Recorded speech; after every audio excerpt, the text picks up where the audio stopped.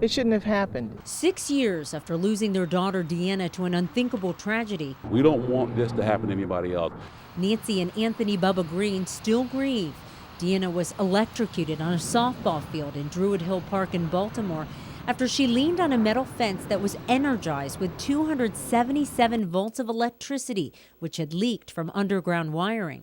No metal surface should have electricity going through it. It's not built for that. It's built for either safety or the safety fence. In that case, manhole covers are there for a reason, light poles are there for a reason, and if the conditions are right, if you touch these, it will kill you. We want them, the utilities, to be more proactive, and they're not going to do it independently.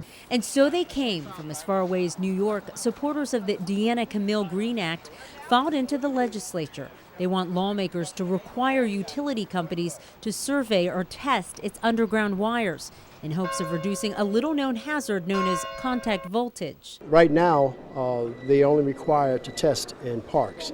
We want them to extend that requirement, those regulations, to test all surfaces.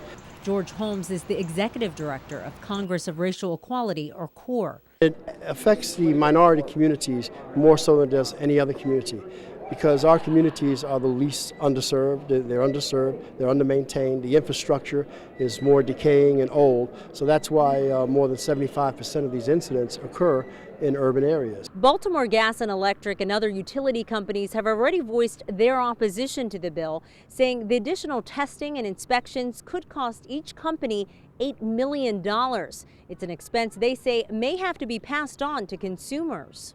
And BGE says it does not have the legal right onto private property, and they say the bill requires use of mobile technology that's not widely available. Even so, I think this is a really important bill, and I really felt for the family. I lost a child, and I know the anguish and pain that goes with that. Senator John Astle is sponsoring the Senate bill. It shouldn't happen at all, and here's the problem that I see.